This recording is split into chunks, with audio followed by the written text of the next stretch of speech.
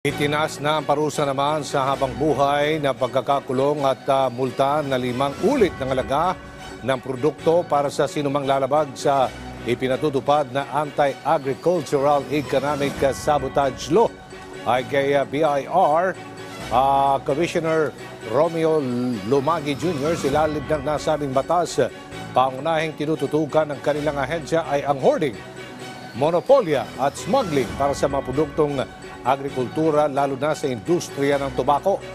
Lalot bilyon-bilyong piso nawawalang buwis dahil sa hindi nababayarang excise tax. Kaugnay nito, patuloy ang BIR sa pagkikipag-ugnayan sa iba't ibang ahensya ng pamahalaan tulad sa National Tobacco Administration, Philippine National Police at iba pa sa pagpapatupad ng naturang batas. Samantala, malaki ang papel rin na gagampanan ng BIR sa nilagdaang batas ni Pangulong Ferdinand R. Marcos Jr. kung saan papatawadan ng value-added tax VAT ang mga digital services provider, lalo na ang mga kumpanya na mula sa ibang bansa kung saan inaasa na aabot sa mahigit 100 billion pesos ang inaasang revenue na makukolekta sa loob ng 5 taon.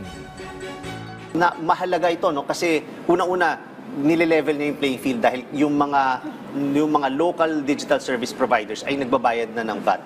Yung mga foreign na wala dito, sila yung mas maraming subscribers dito, katulad ng mga napapanood natin na pelikula sa mga music. Yes.